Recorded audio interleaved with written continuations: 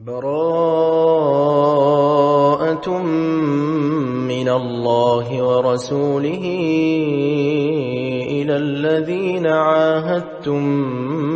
من المشركين.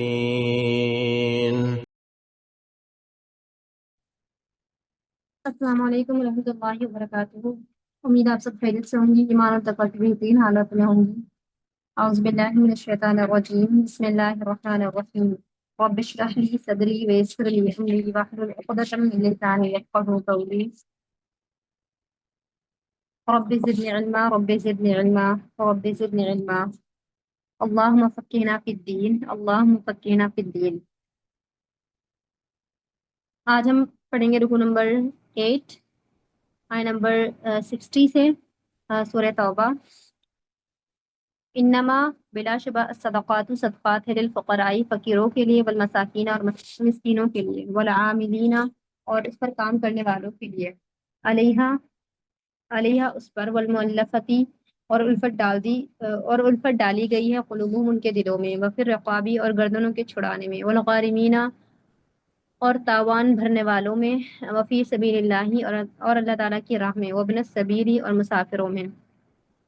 فریضۃً فرض ہے، من اللہ اللہ تعالیٰ کی طرف سے، واللہ اور اللہ تعالیٰ علیم سب کچھ جاننے والا ہے، حکیم اور کمال حکمت والا ہے۔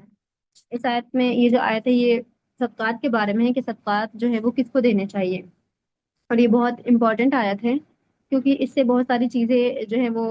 انشاءاللہ ہم سب کی کلیئر ہوں گی۔ جیسے یہاں پہ ہے جو صدقات ہے وہ کس کو دینے چاہیے، یہاں پہ اللہ تعالیٰ فرماتے ہیں انما بلا شبہ صدقات ہیں، کس کے لیے؟ فقراء کے لیے، للفقراء، اور فقیر سے مراد یہ ہے کہ وہ اتنا زیادہ فقیر ہو کہ مطلب یہ کہ حدیث میں آتا ہے، ابو داؤد کی ایک حدیث ہے جس میں آتا ہے کہ جس کے پاس 50 درہم ہو یا اس سے زیادہ ہو تو وہ جو ہے وہ فقیر نہیں ہوگا، بلکہ فقیر وہ ہے جو بالکل جس کے پاس کھانے کے لیے نہ ہو اور جس کی کنڈیشن بہت زیادہ خراب ہو، جس کو ایک وقت کا کھانا بھی نہ مل رہا ہو اور اس کے پاس اپنی زندگی چلانے کے لیے کچھ بھی نہ ہو، یعنی بہت زیادہ اتنا کہ وہ بہت زیادہ دبا ہوا ہو اور بہت زیادہ شدید جس کی غربت ہو، جس کی غربت اتنی زیادہ ہو کہ وہ ایک وقت کا کھانا بھی ٹھیک سے نہ کھا سکے، تو اس کے بارے میں آتا ہے کہ وہ فقیر ہے۔ اور صدقات جو ہیں وہ کس پہ جائز ہے؟ فقیر پر، جو جس کے پاس 50 درہم بھی نہ ہو، تو وہ کیا ہے؟ فقیر ہے۔ جس کے پاس 50 درہم ہے اور 50 درہم یا پھر اس سے زیادہ ہے تو پھر وہ کیا ہے؟ وہ غنی میں آ جاتا ہے، اور اسی کے بیس میں ہم آگے بھی دیکھیں گے جو اس سے ہمیں پتہ چلا، پہلا تو یہ پتہ چلا کہ فقیر کون ہے؟ جس کے پاس 50 درہم نہ ہو، اور یا وہ شخص جس کے پاس کچھ بھی نہ ہو اور وہ اس کی غربت میں وہ اتنا زیادہ وہ دبا ہوا ہو کہ اس کے پاس کھانے پینے کے لیے کسی بھی چیز کے لیے جو ہے وہ کوئی بھی چیز اس کے پاس نہ ہو۔ والمساکینہ اور مسکینوں کے لیے، اور مسکین کون ہوتا ہے؟ جس کے پاس کچھ تو ہے، جیسے ہم سورہ کہف میں پڑھتے ہیں نا کہ ایک کشتی تھی دو مسکینوں کی، تو وہاں پہ جو مسکین ہے یعنی ان کے پاس جو مسکین ہوتا ہے وہ ایسا نہیں ہے کہ اس کے پاس کچھ نہیں ہوتا یا اس کے پاس کوئی روزگار نہیں ہوتا، اس کے پاس روزگار تو ہوتا ہے لیکن وہ اپنی ضروریات کو جو ہے وہ پورا نہیں کر پاتا، تو یہاں مسکین وہ شخص ہے جو جس کے پاس مطلب اتنا نہ ہو کہ وہ اپنی ضروریات کو پورا کر سکے، تو وہ کیا ہے؟ وہ مسکین ہے، سفید پوش، اپنی ضروریات بہت مشکل سے وہ پوری کر رہا ہے، تو اس کو بھی جو ہے وہ دیا جا سکتا ہے۔ والعاملین اور کام کرنے والوں کے لیے، علیہا اس پر، اور پھر یہاں پہ کیا ہے؟ والعاملین سے مراد یہ ہے کہ جو صدقات پر کام کرنے والے ہیں، صدقات کو کلیکٹ کرنا اور پھر اس کو ڈسٹریبیوٹ کرنا لوگوں میں، یہ دیکھنا کہ کون جو ہے اس کے اہل ہے اور کون اس کے اہل نہیں ہے، تو ان لوگوں کو بھی جو ہے یہ دیا جا سکتا ہے، ان کو بھی جو ہے وہ زکوٰۃ یا صدقات جو ہے وہ دیے جا سکتے ہیں، لیکن ان کو صدقات اور زکوٰۃ اس طرح سے نہیں دیے جائیں گے بلکہ ان کو ایک معاوضے کے طور پر دیے جائیں گے۔ یعنی سپوز کریں کہ کوئی اس کام کو کرتا ہے یا اس کی ایک ڈیوٹی ہے، اس کا ایک ہاں اس کی ایک ڈیوٹی ہے اور وہ اس کا یہ کام ہے اور وہ اس کو کر رہا ہے، تو اس کو جو ہے بطور معاوضہ یہ جو ہے یہ مطلب صدقات کے حصے میں سے کچھ اس کو دیا جا سکتا ہے، جیسے کہ حضرت عمر کے بارے میں آتا ہے، بلکہ حضرت عمر کے زمانے میں ایک شخص تھا، اس سے پوچھا گیا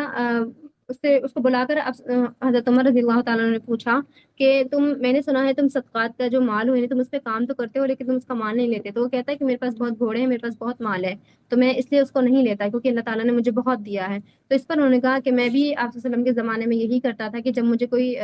مطلب میں صدقات کے اس میں کام کرتا تھا لیکن میں اس کو نہیں لیتا تھا.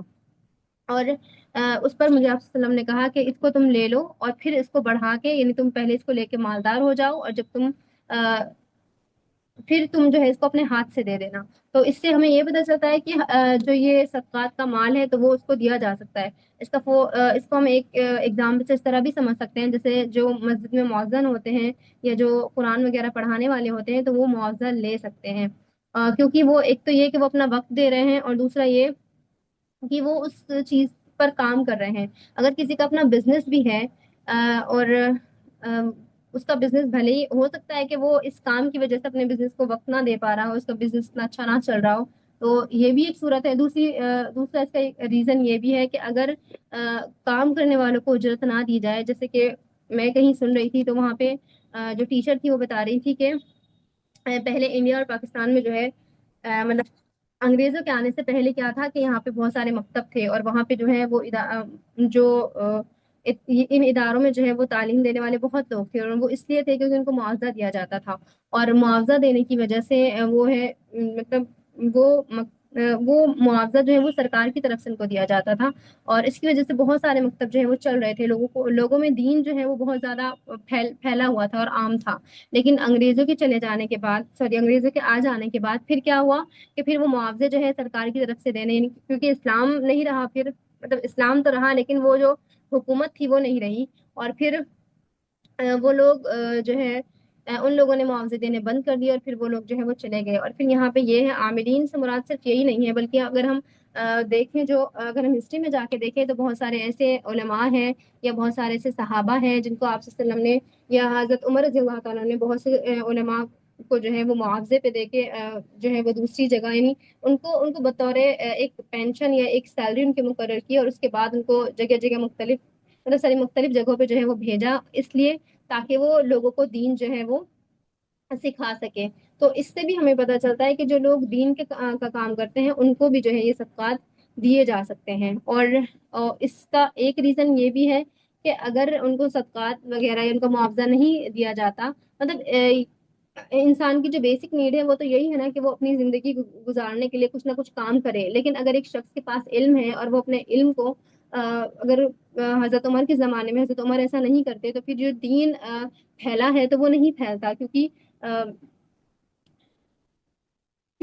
اگر ہم ہسٹری میں جا کے دیکھیں تو بہت سارے ایسے علماء ہیں یا بہت سارے جیسے امام ابو حنیفہ ہے، امام شافعی ہیں اور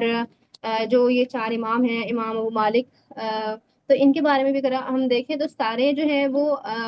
عرب نہیں ہیں بلکہ کچھ ایسے بھی ہیں جو نان عرب ہیں. تو ان تک دین جو ہے وہ کس طریقے سے پہنچا؟ وہ اسی طریقے سے پہنچا کہ جب ان پہ کام کیا، جب مدینے سے لوگوں کو بھیجا گیا علم سکھانے کے لیے اور علم جو ہے پھر وہ آگے پہنچتا رہا اور پھر ان کو جو ہے وہ ایک کیونکہ روزگار ہر انسان کی بیسک نیڈ ہے تو ان کو وہ ملتا رہا اور پھر آگے انہوں نے وہ اس علم کو آگے پھیلاتے رہے تو یہ دین کا کام جو ہے وہ چلتا رہا. تو اس سے ہمیں پتہ چلتا ہے کہ دین کے کام میں بھی صدقات کو اور زکوٰۃ کو جو ہے وہ دیا جا سکتا ہے لیکن بطور پینشن. یہاں پہ ہم صدقات یا زکوٰۃ دے کے کاؤنٹ نہیں کریں گے بلکہ اس مال کو کیونکہ وہ ایک کلیکٹیو جو کام کر رہا ہے کوئی صدقات کا تو وہ دوسرے کو دیا جا سکتا ہے. اس کے بعد ہے والمؤلفۃ قلوبہم اور الفت ڈال دی گئی ان کے دلوں میں. لیکن یہاں پہ یہ ہے کہ جن کے دلوں میں الفت ڈال دی گئی یعنی یہاں پہ وہ لوگ مراد ہیں جو نئے نئے مسلمان ہوتے ہیں یا پھر وہ لوگ جو دین میں داخل ہونا چاہتے ہیں لیکن ان کے پاس اتنا سرمایہ نہیں ہوتا کہ وہ دین میں داخل ہو سکیں یا کوئی اور ان کا ریزن ہوتا ہے. لیکن کسی کے دل میں اگر اسلام کی محبت ہے اور پھر وہ اس دین کو قبول کرنا چاہتا ہے تو ان لوگوں پر بھی جو ہے وہ خرچ کیا جا سکتا ہے. جیسے کہ آئی تھنک ایک صحابہ کے بارے میں ہے یا آپ صلی اللہ علیہ وسلم کا ہی قول ہے کہ اگر کوئی نیا مسلمان ہے تو اس کے بارے میں آپ جو ہے وہ خرچ کریں. اور جیسے کہ ہم نے پچھلی آیتوں میں پڑھا تھا نا کہ حضرت علی کے پاس کوئی سونا آیا تھا پھر انہوں نے آپ صلی اللہ علیہ وسلم کی طرف بھیجا تو آپ صلی اللہ علیہ وسلم نے جو ہے وہ بڑے 4 سرداروں کو دیا تھا تاکہ ان کے دل جو ہے وہ نرم ہو جائیں. کیونکہ مال جو ہے وہ ایسی چیز ہے جو لوگ مطلب یہ دینے کا مقصد کیا تھا کہ لوگوں کے دلوں میں جو ہے وہ نرمی آ جائے، اسلام کی جو ہے وہ محبت ان کے دل میں آ جائے۔ اور پھر یہاں پہ یہ ہے کہ آپ صرف اسی کو نہیں دے سکتے، جیسے پچھلی آیت میں ہم نے پڑھا نا کہ سوری پچھلا جو ورڈ تھا والعاملین، کہ صرف انہی کو دینا، انہی کو نہیں دیا جا سکتا جو غریب ہو یا مسکین ہو، بلکہ ان کو بھی دیا جا سکتا ہے جو مالدار ہوں اور وہ دین کا کوئی کام کر رہے ہوں۔ اگر کوئی دین کا کوئی کام کر رہا ہے بھلے ہی وہ مالدار ہے، تو اس کو بھی جو ہے یہ صدقات اور زکوٰۃ جو ہے وہ دی جا سکتی ہیں۔ اور اسی طرح یہاں پر ہے جن لوگوں کے دلوں میں الفت ڈال دی گئی، اگر کوئی اسلام قبول کرنا چاہتا ہے اس پہ جو ہے اس پر بھی جو ہے، یا پھر جس نے نیا اسلام قبول کیا ہو تو اس کو بھی اس پر بھی مال خرچ کیا جا سکتا ہے، تاکہ اس کے دل میں اسلام کی محبت جو ہے وہ بہت زیادہ بڑھ جائے۔ جیسے ایک صحابی کے بارے میں آئی تھنک میں نے سنا تھا، مجھے نہیں یاد، تو وہ ان کا اسلام لانے کا ریزن بھی یہی تھا کہ وہ ان پر جو ہے آپ آئی تھنک آپ صلی اللہ علیہ وسلم نے یا کسی صحابہ نے ان پر بہت مال خرچ کیا تھا اور اتنا مال خرچ کیا تھا کہ وہ کہتے ہیں کہ مجھے شرمندگی ہونے لگی تھی کہ اتنا مال میرے اوپر کیوں خرچ کرتے ہیں۔ و پھر رقابی اور گردنوں کے چھڑانے میں، یعنی یہاں پر جو ہے وہ غلام مراد ہے، کہ اگر کوئی غلام ہے اس کی گردن چھڑانے میں بھی اس مال کو جو ہے وہ خرچ کیا جا سکتا ہے۔ اور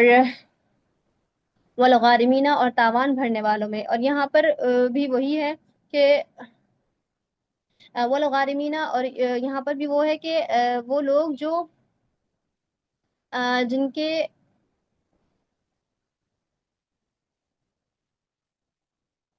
اور قرض دار، یعنی جو لوگ بہت زیادہ قرض دار ہوں، جن کا وہ اتنے زیادہ قرض دار ہو گئے ہوں، اور پھر یہاں قرض دار سے مراد یہ ہے کہ وہ ایسے قرض دار ہوں، ایک تو یہ کہ ایک انسان کی کوئی کمپنی چل رہی ہے اور اس میں اس کو لاس ہو گیا، تو وہ ایسا قرض دار نہیں، بلکہ وہ قرض دار جو اپنی بیسک نیڈ پوری کرنے میں یا اپنی ذاتی ضروریات کو پورا کرنے میں وہ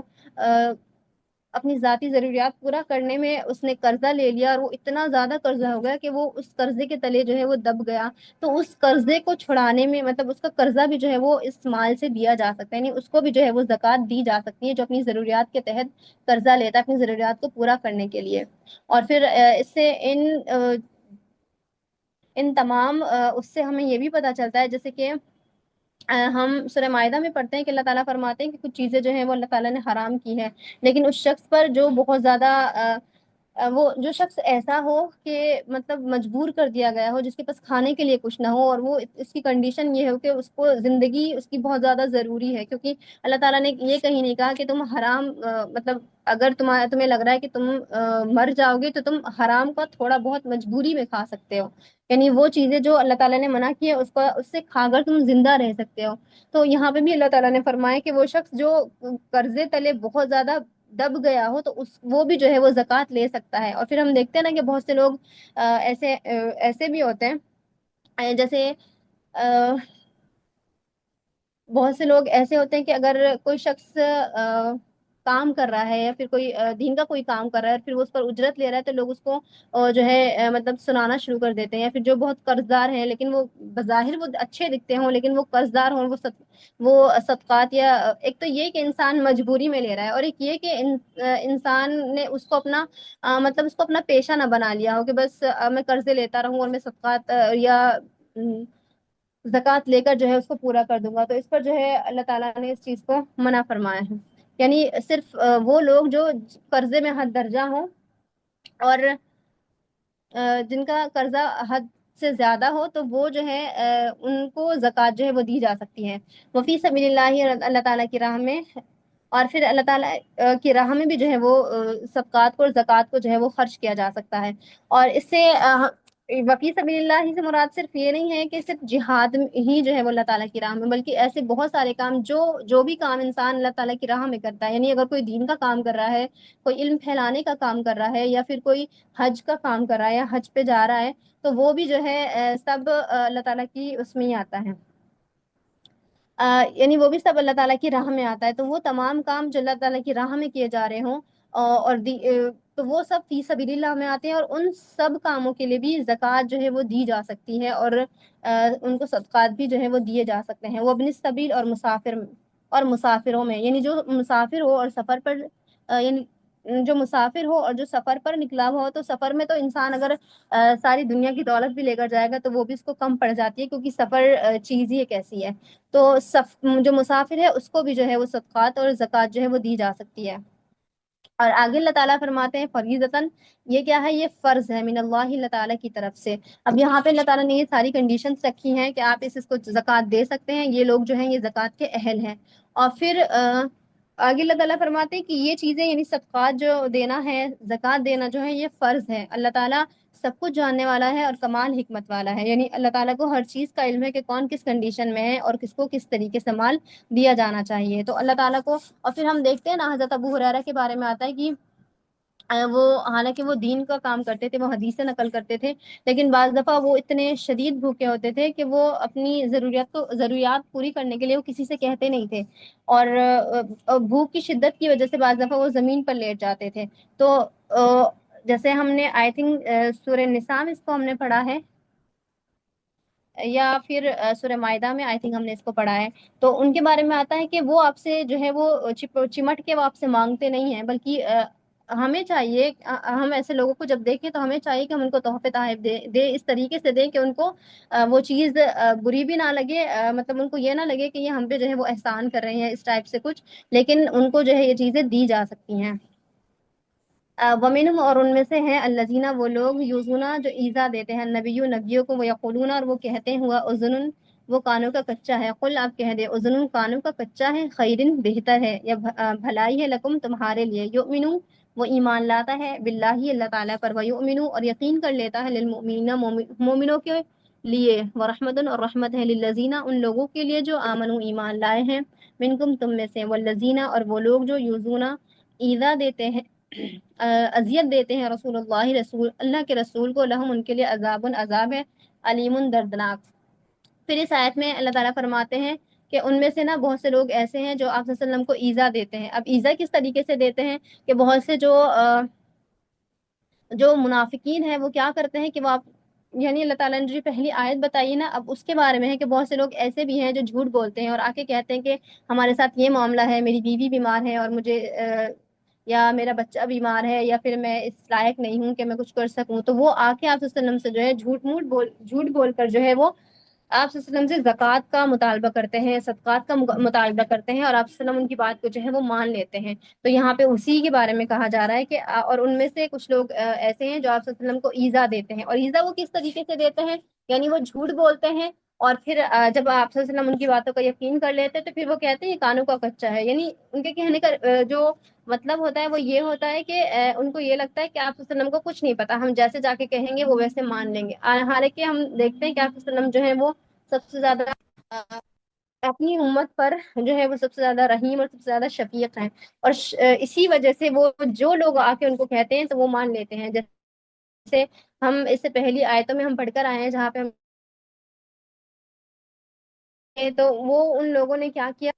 کہ وہ آ کے آپ صلی اللہ علیہ وسلم سے جو ہے وہ اجازت طلب کرتے ہیں کہ میں فلاں فلاں وجہ سے جو ہے میں نہیں جا سکتا، تو آپ صلی اللہ علیہ وسلم نے، آپ صلی اللہ علیہ وسلم کو ان کی کنڈیشنز کا پتا تھا کہ کس کے ساتھ کیا معاملات ہیں، لیکن اس کے باوجود بھی انہوں نے کیا کیا، انہوں نے جو ہے ان کو پرمیشن دے دی، حالانکہ اللہ تعالیٰ نے فرمایا کہ آپ نے ان کو پرمیشن کیوں دی، اگر یہ آپ ان کو پرمیشن نہیں دیتے، آپ ان کو اجازت نہیں دیتے، تو پھر ان کی منافقت جو ہے وہ کھل کر سامنے آ جاتی۔ تو یہاں پہ بھی یہ جو آیت ہے اس میں بھی اللہ تعالیٰ فرماتے ہیں کہ نبی ان کی باتوں کو مان لیتے ہیں جیسا بھی وہ کہتے ہیں، تو اس پر وہ آپ صلی اللہ علیہ وسلم کو ہی ایذا دیتے کہ نبی تو جو ہے وہ کانوں کا کچا ہے، یعنی وہ جو کوئی کچھ کہتا ہے وہ سن لیتا ہے۔ اور پھر آگے یہاں پہ اللہ تعالیٰ فرماتے ہیں کہ آپ ان سے کہہ دیں اگر وہ کانوں کا کچا ہے، یعنی اگر تمہاری جس بات کو بھی وہ تم کہتے ہو اس کو مان لیتے ہیں تو یہ تمہارے لیے بہتر ہے، کیونکہ ایسا نہیں ہو سکتا کہ اللہ کو اور اس کے نبی کو جو ہے وہ کوئی بات نہ پتا ہو لیکن وہ سن لیتے ہیں، تو اس میں تمہارے لیے بہتر ہے، کیونکہ اگر وہ تمہارے اسی معاملے کے ساتھ اسی طرح سے ریئیکشن دیں گے تو پھر ان کی جو منافقت ہے وہ تو کھل کر سامنے آ جائے گی نا۔ تو یہاں پہ اللہ تعالیٰ نے یہی بات کہی ہے، اور پھر آگے اللہ تعالیٰ فرماتے ہیں وہ ایمان لاتا ہے اللہ تعالیٰ پر، اور پھر وہ تمہارے لیے اللہ تعالیٰ پر ایمان لاتا ہے، یعنی وہ تمہاری جو باتیں سنتا ہے جس پہ تم اسے کانوں کا کچا کہتے ہو تو اس میں تمہارے لیے بھلائی ہے، اور وہ اس لیے ہے کیونکہ وہ اللہ تعالیٰ پر ایمان رکھتا ہے اور وہ یقین رکھتا ہے کہ اللہ تعالیٰ جو ہے، یعنی وہ اب دیکھیں کہ نبی صلی اللہ علیہ وسلم جو ہے وہ اپنی امت پر کتنے رحیم اور کتنے شفیق تھے۔ جب عبداللہ بن ابی کے بارے میں آئی تھنک ہے کہ جب اس کی ڈیتھ ہوئی تھی تو آپ صلی اللہ علیہ وسلم نے فرمایا تھا کہ اگر اللہ تعالیٰ مجھے فرمائے کہ یہ 70 مرتبہ اس کے بارے میں استغفار پڑھوں، اللہ تعالیٰ اس کو معاف کر دیں گے، تو میں 70 مرتبہ جو ہے استغفار کرتا، حالانکہ وہ کتنا بڑا منافق تھا، لیکن آپ صلی اللہ علیہ وسلم اس کے لیے بھی جو ہے اپنے اس کے لیے بھی جو ہے آپ نے استغفار کرنے کی دعا کی، مطلب کرنے کے لیے کہا تھا کہ اگر اللہ تعالیٰ معاف کر دے تو میں ضرور کرتا۔ تو یہاں پہ بھی اللہ تعالیٰ کہتے ہیں کہ وہ یقین کرتا ہے، اور مومنوں کے لیے جو ہے یہ چیز بہت بہتر ہے اور رحمت ہے، کیونکہ آپ صلی اللہ علیہ وسلم جو ہے ان کی باتوں پر یقین کر لیتے ہیں، اور ان لوگوں کے لیے جو ایمان لائے ہیں تم میں سے، یعنی اگر آپ صلی اللہ علیہ وسلم ہر کسی پہ شک کرنے لگ جائیں گے تو پھر ان کا تو ایمان جو ہے وہ ڈگمگانے لگ جائے گا نا۔ تو یہاں پہ اللہ تعالیٰ اسی بات کو کہہ رہے ہیں کہ یہ ان لوگوں کے لیے بہتر ہے تم لوگوں میں سے ایمان لے کر آئے ہیں۔ اور آگے اللہ تعالیٰ فرماتے ہیں وہ لوگ جو اللہ تعالیٰ وہ لوگ جو اذیت دیتے ہیں رسول کو، اللہ کے رسول کو، تو ان کے لیے کیا ہے، ان کے لیے دردناک عذاب ہے، یعنی ان کے اس عمل کی وجہ سے جو کچھ بھی وہ کرتے رہے ہیں ان کے لیے اللہ تعالیٰ کا عذاب ہے، اور وہ عذاب ایسا ہے کہ وہ بہت دردناک عذاب ہے۔ یحلفون، وہ قسمیں کھاتے ہیں، باللہ، اللہ تعالیٰ کی، لکم، تمہارے لیے، یرضیکم، تاکہ وہ خوش کرے تمہیں، واللہ، حالانکہ اللہ تعالیٰ و رسولہ، اور اس کا رسول، احق، زیادہ حقدار ہے، ان یرضوہ، یہ کہ وہ خوش کرے انہیں، ان کانوا، اگر ہو وہ مومنین، ایمان لانے والے۔ پھر اس آیت میں اللہ تعالیٰ فرماتے ہیں کہ وہ قسمیں کھاتے ہیں، یعنی جو منافقین ہیں ان کا کیا رویہ ہے کہ وہ ایک تو جھوٹ بولتے ہیں اور پھر اوپر سے قسمیں کھاتے ہیں، اور وہ اللہ اور اس کے رسول کو چھوڑ کر جو ہے وہ مومنوں کو خوش کرتے ہیں، یعنی ان کا مقصد کیا ہوتا ہے، مومنوں کے پاس جا کر جو ایمان لانے والے، جو لوگ ایمان لائے ہوئے ہیں ان کے پاس جا کے قسمیں کھاتے ہیں اور ان کو خوش کرنے کی کوشش کرتے ہیں، اور حالانکہ اللہ تعالیٰ جو ہے اس چیز کا زیادہ حقدار ہے، اور اس کا رسول زیادہ حقدار ہے کہ اللہ تعالیٰ اس کے رسول کو جو ہے وہ راضی کرے، اس کو جو ہے وہ خوش کرے، کیونکہ اللہ اور اس کا رسول راضی ہوگا تو انسان کے تمام مسائل جو ہیں وہ حل ہو جاتے ہیں، پھر چاہے کوئی آپ سے راضی ہو یا نہ ہو، اللہ اور اس کا رسول آپ سے راضی ہونا چاہیے۔ اور وہ لوگ کیا کرتے ہیں، اللہ اور رسول کو چھوڑ کر جو ہے وہ لوگوں کو راضی کرتے ہیں۔ تو انسان کا کرائٹیریا، جو مومن ہے اس کا کرائٹیریا کیا ہونا چاہیے کہ وہ صرف اور صرف اپنے اللہ کو اور اس کے رسول کو راضی کرے۔ جو اللہ اور رسول کو راضی کرتا ہے تو لوگ تو اس سے اپنے آپ ہی راضی ہو جاتے ہیں۔ اور اگر یہاں پہ اللہ تعالیٰ فرماتے ہیں اگر وہ ایمان لانے والے ہوں گے تو ان کا پہلا مقصد کیا ہوگا کہ وہ اللہ کو اور اس کے رسول کو راضی کرے۔ علم، کیا نہیں، یعلمو، انہوں نے جانا، انہو، یقیناً وہ، من یحادد اللہ، جو مقابلہ کرے اللہ تعالیٰ کا، ورسولہ، اور اس کے رسول کا، فانا، تو بلا شبہ، لہو، اس کے لیے، نارا، آگ ہے، جہنم، جہنم کی، خالدن، ہمیشہ رہنے والا ہے، فیہا، اس میں، ذالک الخزی العظیم، اور رسوائی ہے بہت بڑی۔ اور اس آیت میں اللہ، کیا انہوں نے نہیں جانا، یقیناً وہ جو مقابلہ کرے اللہ تعالیٰ کا اور اس کے رسول کا، تو بلا شبہ اس کے لیے آگ ہے جہنم کی، اور اس میں وہ ہمیشہ رہنے والے ہیں، اور یہ بہت بڑی رسوائی ہے۔ یعنی یہاں پہ کہا جا رہا ہے کہ جیسے اس سے پہلی آیت میں ہم نے پڑھا نا کہ وہ اللہ تعالیٰ کو چھوڑ کر کس کو راضی کر رہے ہیں، لوگوں کو راضی کر رہے ہیں، اور یہاں پہ کہا جا رہا ہے کہ کیا انہوں نے نہیں جانا کہ وہ اللہ تعالیٰ کو چھوڑ کر، یعنی اللہ تعالیٰ کا اور اس کے رسول کا جو مقابلہ وہ کرتے ہیں، یعنی جیسے ہم دیکھتے ہیں نا منافقین کا جو رویہ تھا وہ کیا تھا، آپ صلی اللہ علیہ وسلم کو ایذا پہنچانا، اور پھر تمام جس چیز کا ان کو حکم دیا جاتا تھا اس میں وہ نافرمانی کرتے تھے۔ تو اللہ تعالیٰ فرماتے ہیں کہ ان کو کیا لگتا ہے کہ یہ جو نافرمانی کر رہے ہیں تو یہ جو اللہ تعالیٰ کا مقابلہ کر رہے ہیں اور اس کے رسول کا مقابلہ کرنے کے لیے کھڑے ہو گئے ہیں، تو ان کے لیے کیا ہے، ان کے لیے تو صرف آگ ہی ہے جہنم کی، اور اس میں وہ ہمیشہ رہیں گے، اور یہ بہت بڑی رسوائی ہے۔ ان کو صرف ان کو جان لینا چاہیے کہ یہ جو عمل وہ کر رہے ہیں، جو اعمال وہ کر رہے ہیں، جو نافرمانی وہ کر رہے ہیں، اس کا بدلہ کیا ہے، اور یہ جو ہے وہ بہت بڑی رسوائی ہے، اور قیامت کے دن وہ اس چیز کو جب دیکھیں گے تو انہیں پتہ چلے گا کہ وہ کیا کر کے آئے ہیں۔ یہاں ضرور ڈرتے ہیں المنافقون، منافق، ان، یہ کہ تنزلہ، نازل کر دی جائے، علیہم، ان پر، سورتن، کوئی سورت، تنبئہم، وہ بتا دے انہیں، بما، جو کچھ، فی قلوبہم، ان کے دلوں میں ہے، قل استہزئوا، آپ کہہ دیں تم مذاق اڑاؤ، ان اللہ، یقینا اللہ تعالیٰ، مخرج، نکالنے والا ہے، ماں، جن سے تحذرون، تحذرون، تم ڈرتے ہو۔ پھر اس آیت میں اللہ تعالیٰ فرماتے ہیں یہ ضرور، یعنی اس آیت میں اللہ تعالیٰ فرماتے ہیں کہ منافق جو ہیں وہ ڈرتے ہیں اس بات سے کہ کہیں ایسا نہ ہو کہ ان پر کوئی صورت جو ہے وہ اتار دی جائے، کیونکہ ہم دیکھ رہے ہیں نا ابھی پچھلی آیتوں میں ہم دیکھتے آ رہے ہیں کہ کتنے اللہ تعالیٰ بار بار جو ہے منافقوں کے رویوں کے بارے میں بات کر رہے ہیں، تو یہاں پہ اب منافقوں کو جو ہے وہ ڈر لگنے لگا کہ ایسا نہ ہو کہ اللہ تعالیٰ ہمارے بارے میں کوئی صورت ہی جو ہے وہ نازل کر دے کہ جو ہمارے دلوں کو کھول کے رکھ دے۔ تو اللہ تعالیٰ یہاں پہ فرماتے ہیں کہ منافق جو ہے وہ ڈرتے ہیں کہ کہیں ان پر کوئی صورت نہ نازل کر دی جائے، اور ان کے دلوں میں جو کچھ چھپا ہے وہ اس کو کہیں بتا نہ دے۔ آپ کہہ دیں کہ تم مذاق، قل استہزئوا، آپ کہہ دیں کہ تم مذاق اڑاؤ، یا آپ کہہ دیں کہ ہم مذاق اڑاتے ہیں، سوری، یہاں پہ آپ وسلم سے کہا جا رہا ہے کہ آپ کہہ دو کہ تم مذاق اڑاؤ، ان اللہ، یعنی اللہ تعالیٰ یقیناً جو ہے نکالنے والا ہے اس سے جسے تم ڈرتے ہو۔ اور پھر یہاں پہ جو ہے عبداللہ بن ابی کی آئی تھنک بات ہے کہ جہاں پہ جب منافقین ملتے ہیں تو پھر وہ آپ وسلم کے بارے میں بات کرتے ہیں، جیسے ہم نے پچھلی آیت میں پڑھا نا کہ وہ کہتے ہیں کہ رسول کانوں کا کچا ہے اور یہ اس طریقے سے، اور پھر جب ان کو بلایا جاتا ہے، ان سے پوچھ گچھ کی جاتی ہے تو کہتے ہیں کہ نہیں ہم تو ویسے ہی آپس میں مذاق کر رہے تھے۔ تو اللہ تعالیٰ یہاں پہ فرماتے ہیں کہ ان سے کہہ دے کہ تم مذاق اڑاؤ، اور کہیں ایسا نہ ہو کہ اللہ تعالیٰ جس چیز سے تم ڈرتے ہو کہیں اللہ تعالیٰ اس کو نکال کے نہ لے آئے، اور کہیں تمہارے جو دلوں میں چھپی ہوئی منافقت ہے کہیں وہ ظاہر نہ ہو جائے۔ ولئن، اور اگر، اور یقیناً اگر سألتہم، آپ پوچھیں ان سے، لیقولن، تو وہ ضرور کہیں گے انما، در حقیقت، کننا تھے ہم، نخوض، ہم ہنس بول رہے، ولنعب، اور ہم کھیل رہے۔ قل، آپ کہہ دیں، اب اللہ، کہ اللہ تعالیٰ کے ساتھ، وآیاتی، اور اس کی آیات کے ساتھ، ورسولی، اور اس کے رسول کے، کنتم، تھے تم، تستہزئون، تم مذاق کر رہے تھے۔ اور پھر وہی بات ہے کہ آگے اللہ تعالیٰ فرماتے ہیں کہ جب آپ ان سے پوچھ گچھ کریں گے، جب وہ مذاق اڑاتے ہیں، وہ جھوٹ بولتے ہیں، قسمیں کھاتے ہیں، اور جب آپ ان سے سوال کریں گے تو پھر وہ کیا کہیں گے؟ وہ کہیں گے کہ ہم تو بس ویسے ہی مذاق کر رہے تھے، ہم تو کھیل جسٹ ویسے ہی کھیل کود رہے تھے، یعنی ہمارا جو پرپس تھا، ہماری جو انٹینشن تھی، وہ ہرگز یہ نہیں تھی کہ ہم آپ وسلم کا دل دکھائیں یا اس ٹائپ سے۔ لیکن اگر کوئی آپ کے پیٹھ پیچھے آپ کی برائی کرے تو اس کا یہ مقصد تو ہرگز نہیں ہوتا کہ وہ مذاق اڑا رہا، مطلب اس کا سیدھا مقصد تو یہی ہوتا ہے نا کہ وہ آپ کی مذاق اڑا رہا ہے، اس کا یہ مقصد تو نہیں ہوتا کہ وہ آپ کی تعریفیں بیان کر رہا ہو، یا اگر کسی کے پیٹھ پیچھے کسی کی برائی کی جائے تو وہ اس کو اپنی تعریف تو نہیں سمجھتا۔ تو یہاں پہ بھی اللہ تعالیٰ نے جب ان منافقوں کے بارے میں یہ بات کہی ہے، ان سے یہ کہا کہ اگر آپ ان سے پوچھیں گے، کیونکہ جب بات ہوتی تھی، جیسے ہم سورہ قرآن کے مختلف صورتوں میں دیکھتے ہیں، بلکہ ہم